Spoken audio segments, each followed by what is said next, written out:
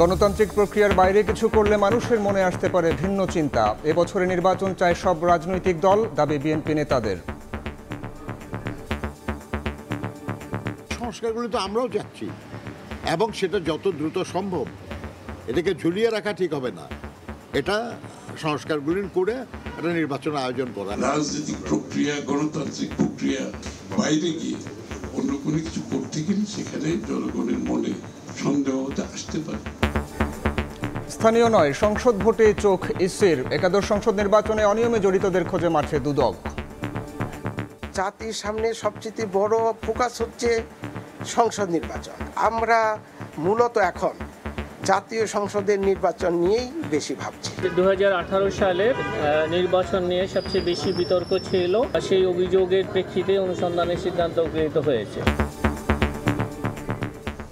দেখছিলেন প্রধান শিরোনাম। সন্ধ্যার সময়ের সঙ্গে আছি আমি সাইফুল রুদ্র।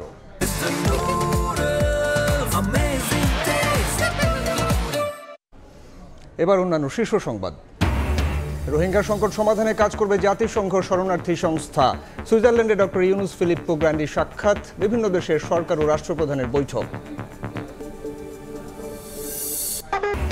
তুমুল সমালোচনার মুখে শুল্ক হার পরিবর্তন করল এনবিআর। ভোক্তা পর্যায়ে বাড়বে না ওষুধের দাম। মোবাইল ফোন ও ইন্টারনেট সেবায় আরোপিত ভ্যাটও প্রত্যাহার।